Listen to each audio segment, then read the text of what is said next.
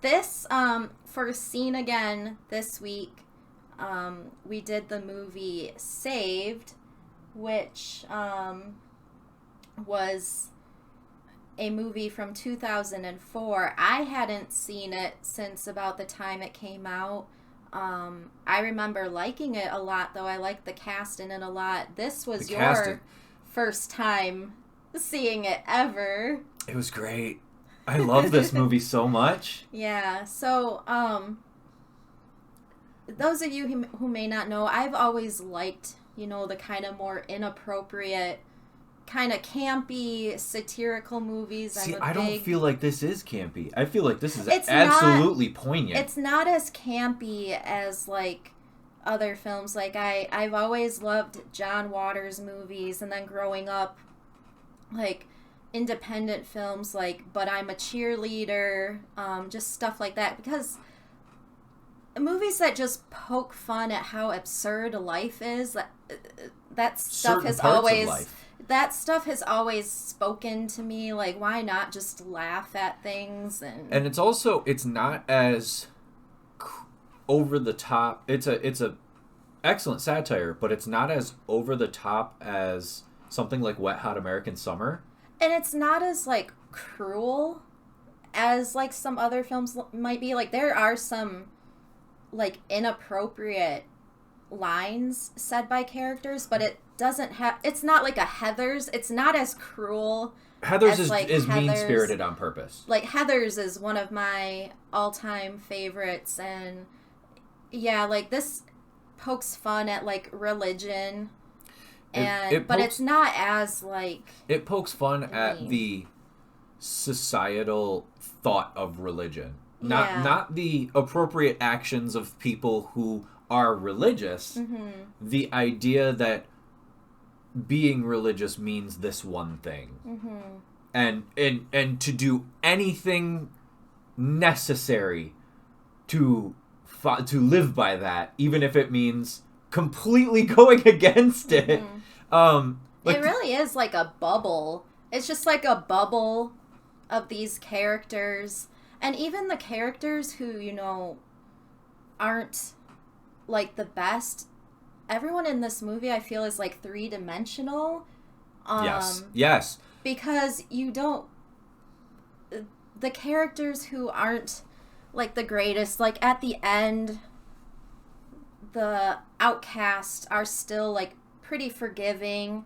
They still care about these other people. Right. Because it's like... In a lesser movie, at the climax of this film, the characters we're supposed to care about would see what happens to the mean girl character, and it would be, like, a laugh. In this... Like Jawbreaker, the end of Jawbreaker, they're kind of similar. And I made that comparison. Yes. They both have that, like... school dance reveal at the end, but it's not, like, harsh. Like, you're not laughing at the bad person. Then again, in Jawbreaker, the bad girl in that is not portrayed as having anything sympathetic to think about her. Plus, in that movie, there's an actual death. There's an actual, like, murder. Yeah, a couple. Yeah. And Marilyn Manson. Yeah. Ooh.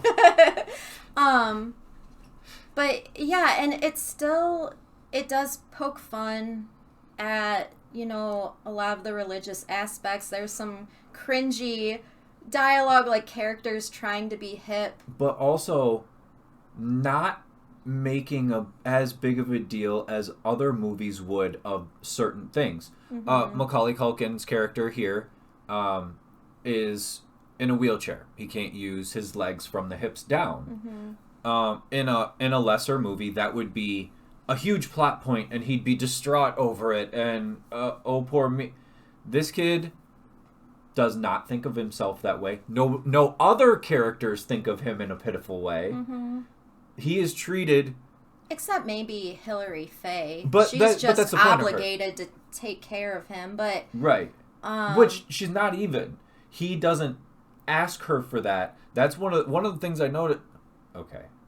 We completely skipped introducing the characters and everybody. Okay, so yeah, we'll kind of go back. So Saved is a movie from 2004. It was like a sleeper hit. And a great time for Macaulay Culkin.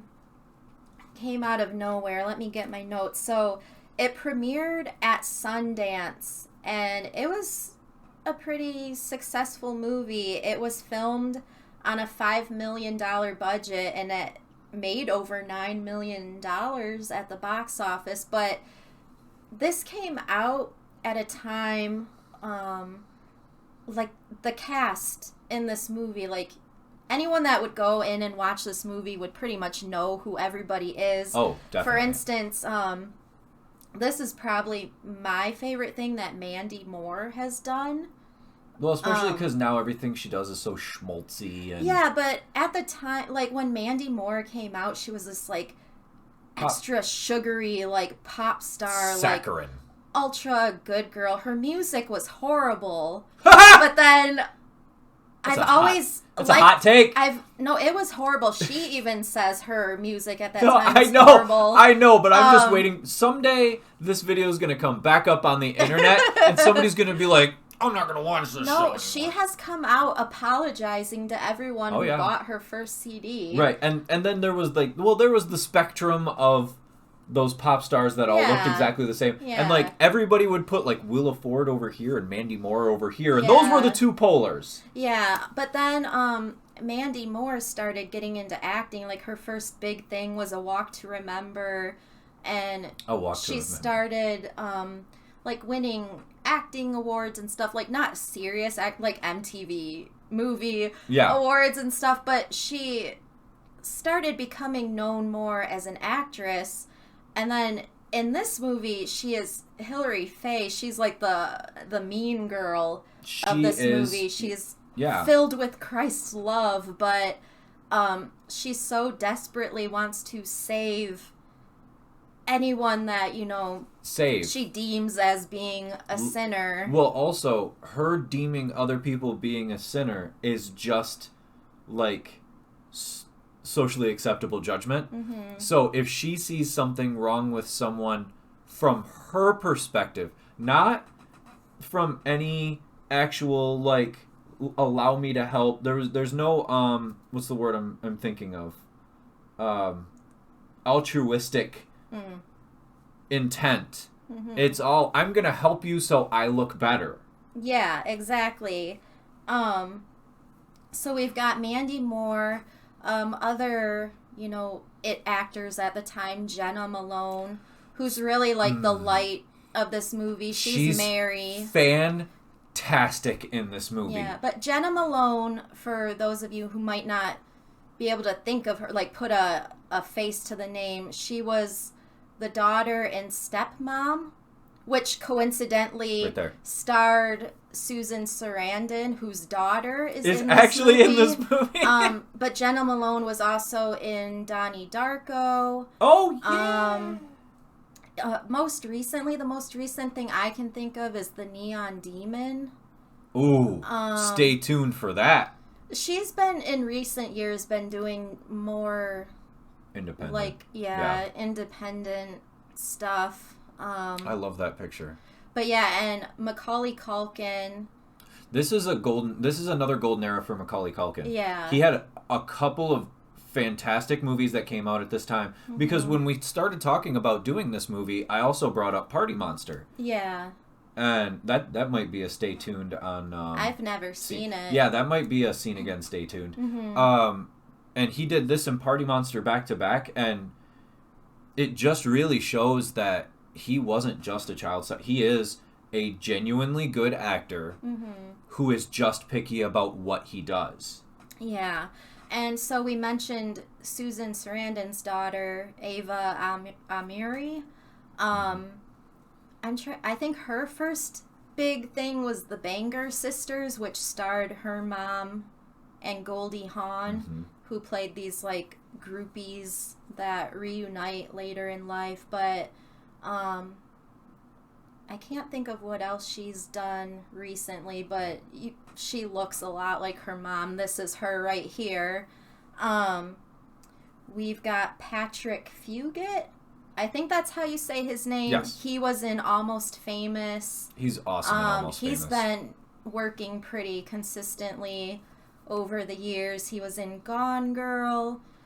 Shudder just released a movie that he's in. I can't think of the title. It's something about a heart. My heart beats until you tell it not to. I don't remember, but it's like we saw the trailer for that. Yeah, I watched it a few weeks ago. It's not horrible. It's basically these three siblings. It's him and his sister, and their youngest brother is like a vampire, and it's about them like keeping him alive and kind of a different take on the vampire story. Oh, I forgot about that. If you've ever seen Almost Famous, like he got a lot of recognition for his role in that film. That was like his first big thing. But he is just as good in this. This is a young cast, but also a showcase cast because every role is absolutely played to its peak level. I don't think you could play any of these roles off of each other any better with any other actor. Yeah. And then you even mentioned at one point you would have liked to see like a spin-off of Cassandra Roland and Cassandra. Like their story. Yeah. I wanted more of those two. Because they are genuinely good people who have been pushed to the fringe because they're not sticking to this morally rigid Christian ideology. Well, but she's also, not even Christian. She's Jewish. She's just attending this school because she was kicked out of her previous school, and her only options were attending this Christian high school or being homeschooled, and she likes to rile people up, so she preferred to go to this school.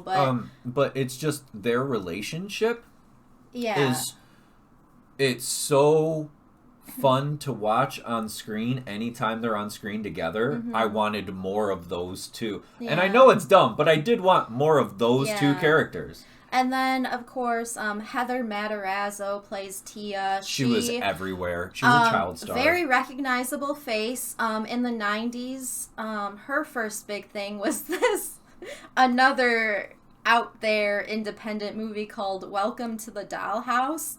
That is a movie that... oh, hi, Nick. Oh, hi. Thank you for joining us. She... kind of came out of nowhere. That is a movie that I think I've only seen it once, but it has stuck with me. That is a movie that you don't forget. Nope. I think I remember watching it when I was younger, and I don't think we don't need to revisit that. She was in Scream 3. Yes. She played Randy's younger sister. She was in Hostel Part 2. She's the poor girl that gets hung upside down and...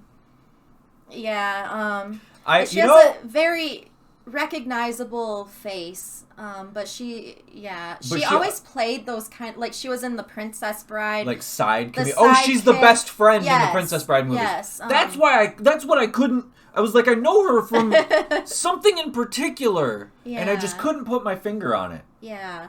And then for the adults, we have Mary Louise Parker, who plays Mary's mom. Who 99% of people would know from Weeds. Yeah, which is like that funny was her big... because the director of this movie, Brian Dannelly, was a regular director on Weeds.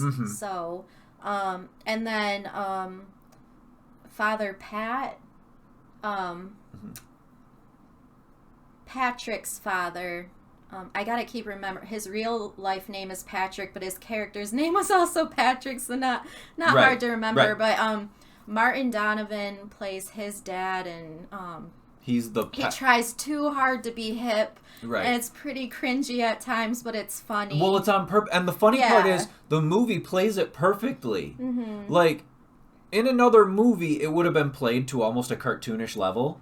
But in this one, you see the character thinking about how to try to connect with the kids before he says stuff. And when it comes out of his mouth, like, you you kind of go, but you don't do it at the movie. You do it at the character, and that's the right way for it to be. So yeah, this is a pretty lighthearted, satirical movie. It's not overtly offensive. It kind of makes you feel good. There's some pretty kind of like sad, touching. There's some parts beautiful of the minutes. Movie. Yeah. I was laughing throughout. There are some pretty funny lines in this movie, like about how Patrick boards for the Lord because he's the skateboarder, and the one you put up, the when she throws the Bible at her. What is it? Oh, she's full of Christ's love. I am full of Christ's love, and she hits somebody with a Bible. I laughed out loud. And then Mary's like, this isn't a weapon. That's...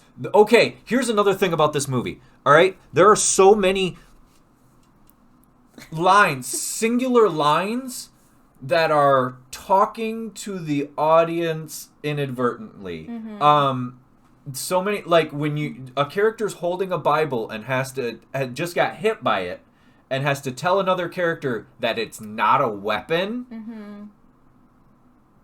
There are people this was written for that should be paying attention. Like, and this was written, you can tell this was written from a point of a person, the director. Yes, so the director wrote the script like pretty much right after the Columbine massacre because it made him think back to his upbringing. He attended a Christian high school, and he actually said a lot of the things you see in this movie he did not have to make up. Like, he actually witnessed or experienced a lot of these events, and there's just a lot of subtle things. Like, if you pay attention to things in the background, like in the classrooms, you see like these creationism boards and stuff that are up. There's a timeline. Okay, there's a little timeline. Details like there's that. There's a timeline of creation in the background of this one. I can't. And it starts. The entirety of creation starts on this timeline 20,000 years ago. And like, you don't believe it looking at it. And then you look at it again and you go, oh my God, that's actually what it says. And it, like, there are some parts, like, what's the other, one of the things I do want to point out is that there's a lot of use of a slur for people with disabilities, with cognitive disabilities, and there's a lot of use of a slur for people in the LGBTQ community, but they are used in a way, they shouldn't be used by anybody, but they're shown in the film to... shown in the film to be used, that it's offensive that people are saying exactly. Like, it kind of shows them like they really are in this bubble and very naive, and they have a lot to learn about the world. There's a scene at the end that you see characters way too young saying things to each other, having this moment with each other that grown adults would not be... Grown adults that I know, personally, right now, today, would not be able to do themselves in real life.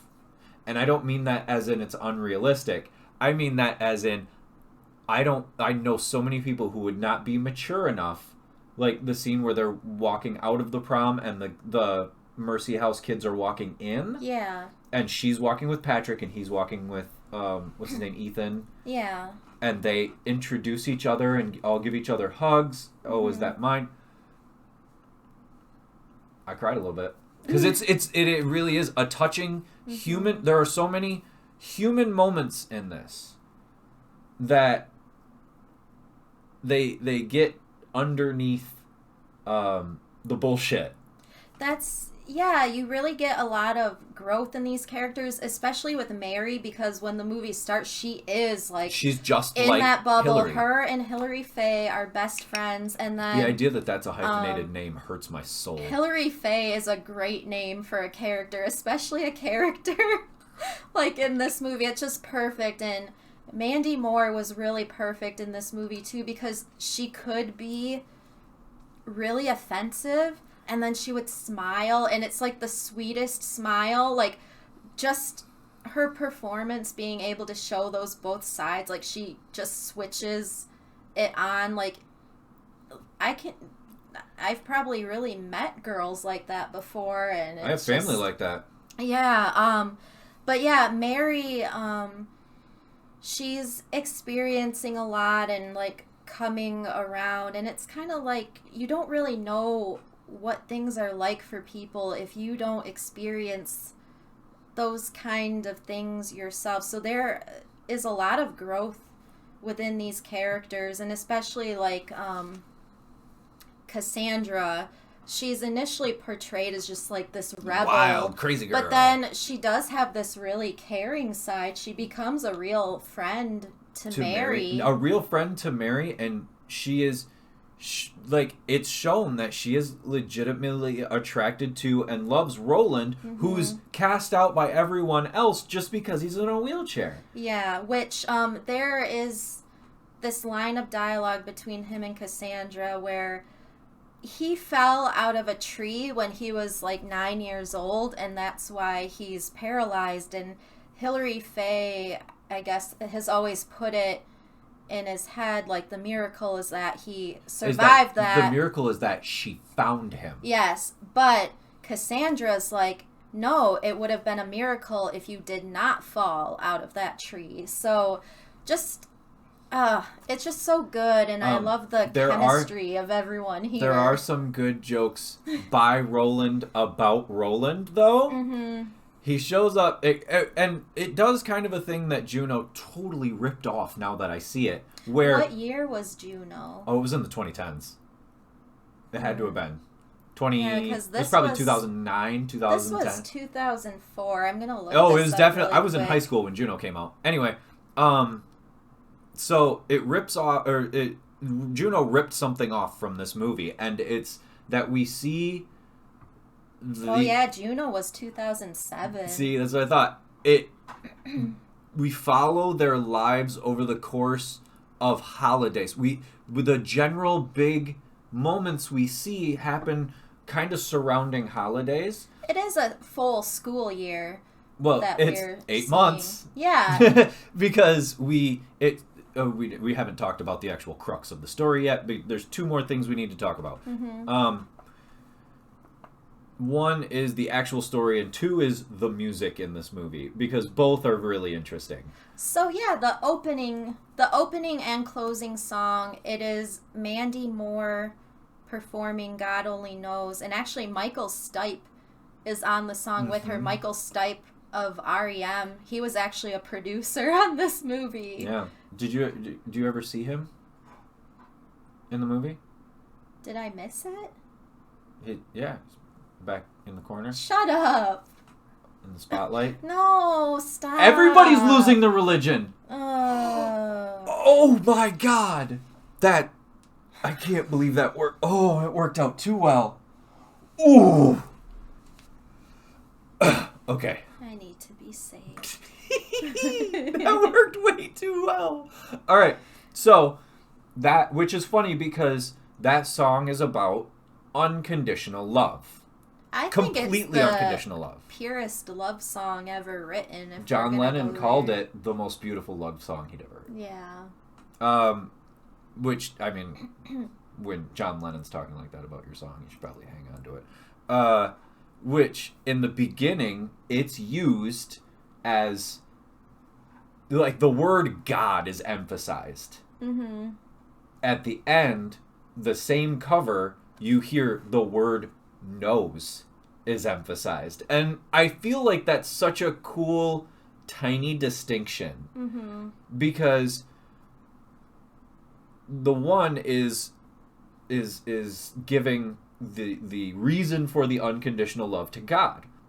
Whereas the one in the end gives the reason for the love. And it's a really good idea. Yeah.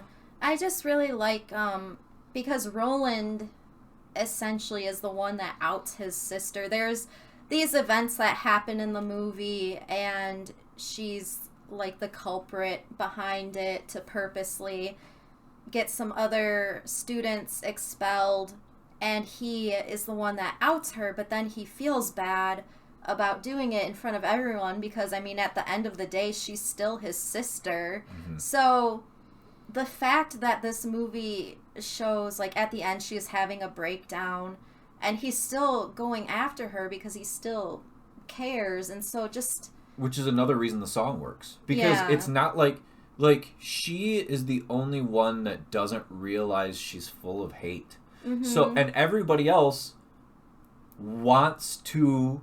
Well, all the other main characters that we're following want to love each other in one form or another. Yeah. And the idea that at the end of the movie, she accepts them for actual, real human love, mm-hmm. and not this, like, superficial love that only comes from the facade of... it's not even really Christianity at a certain point. Mm-hmm. It's not something you'd see another movie do. Yeah, because then you think about Patrick's character. His dad is the pastor in this movie, and he's telling him off. Yeah, he's still thinking for himself. He's still, the boyfriend character. I can't think of his name right now. Oh my God. Dustin? No.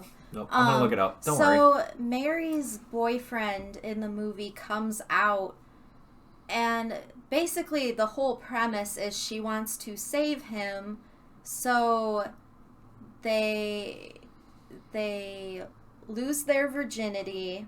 Well, and she wants to cure him yes. of being gay yes. by having sex with him. And she becomes pregnant, but there's a scene where, because he gets sent off to this school to be cured, and Dean, yes. Dean gets sent off to this school to be cured, and Mary almost gets sent there too for being this young unwed mother, but there's a scene where she's with Patrick, and he's like, I really don't think Dean is sick. Mm-hmm. And it's just... that thought that, like, even though he's growing up in this, like, very religious household, he's still seeing things for himself, and he's open to different there's later in the movie when he tells off his dad for... Yeah. Oh, you and Mom haven't talked to each other in months, and everybody he's like, knows that... Why didn't you divorce Mom when she wanted to?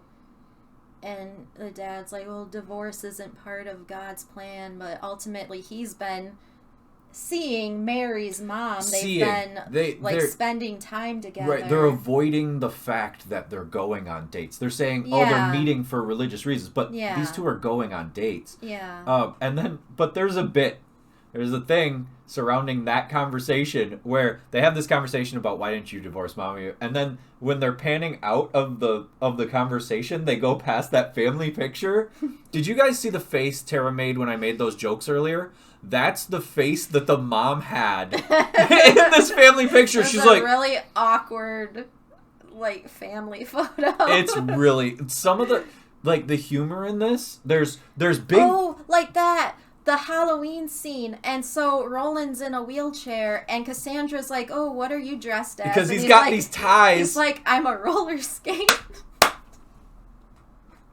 Because he's in a wheelchair, and so he's wearing a shirt that has, like, strings, and he's a roller skate. It's funny. There's some really clever stuff. Will dance for change. Okay, so he's holding a sign that says "Will dance for change." Will dance for food. Will dance for food, and he's got a little cup. And then so you see somebody walk past, and he holds on to the sides of the wheelchair and goes like this.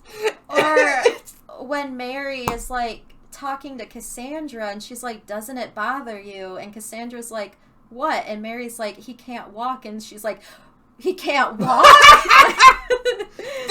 the comedy, the actual comedy in this movie is excellent. Yeah, I still found this movie to be enjoyable after not having seen it for years. It still held up for I believe me. we would both highly recommend, if you can find this, if you see it on a streaming platform, if you see it in a bargain bin for DVD, seriously, we recommend. Experience this film, because it holds up, definitely. I wouldn't even want this. I would want this to be remastered and not remade. If they remastered this and put it out on 4K, I'd buy it. I know. I want to see audio commentaries. I want to see them bring the cast back for interviews. Oh my God. It just seemed like everyone also enjoyed making the movie. Can you imagine Macaulay Culkin and what's her name, Eva Marie? They have this chemistry where it feels like two teenagers that really are into each other. But, like, I'd love to hear Macaulay Culkin talk about making this. I'm a fan of his. I've always been a fan of his, even when people were talking really bad about him. Rooted for him. Yeah. Even when people were talking really bad about him and he didn't look great, I felt in my heart that I wanted him to do well. He was a big part of our childhoods. Like, people of our generation, like the Home Alone movies, like, he is someone that you've always rooted for. And I feel like he grew up with, like, we grew up with him through those hard times. When he was having the hard times, so were we, you know? So, we have a lot. Mac, if you ever see this, please, I'd love to talk to you. I'm a huge fan, and I respect your craft, and I don't think people look at you as the actor that you are. So, please, I'd like to talk to you about your actual process.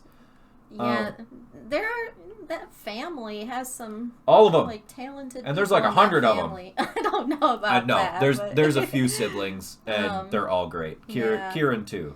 I don't care what anybody says about him. Well, Kieran is doing pretty well for He's himself doing right now. Succession? Yeah. We haven't seen. Is that on Apple Plus or? I think so. See, we're not doing Apple Plus. I have no idea. And then Macaulay is doing well now too. He's married to Brenda Song. Yeah, former Disney star. Yeah, they just had a kid like last year. Yeah, because we started seeing him. He started showing up on like Red Letter Media and the Video Game Nerd. Yep. Like just hanging out with these people, just YouTubers. So down to earth and knows a lot about movies. He just seems like he'd be cool to hang out with. He was on a Best of the Worst on Red Letter Media. If you're watching us on YouTube, subscribe to Red Letter Media. Those guys are. One of those guys is just as knowledgeable as us. The other couple are kind of goofy. And a few years ago, he had a tribute band to the Velvet Underground called the Pizza Underground. Which actually, like, you know, he seems like a person who would totally dig that Andy Warhol scene, too. All right. So that's Saved from 2004 by Brian Dannelly. Earlier, she was on Wikipedia, and I was like, "Why are you looking up Brian Dennehy?" Nope, different person. But yeah, I wish they would like remaster this movie, and I'm not sure. I didn't check the DVD if there are any like special features, but there are special features. I just don't know what they are. It would be cool to have the cast come back and talk about making the movie and stuff, because this movie did kind of come out of nowhere and was a hit. Yep.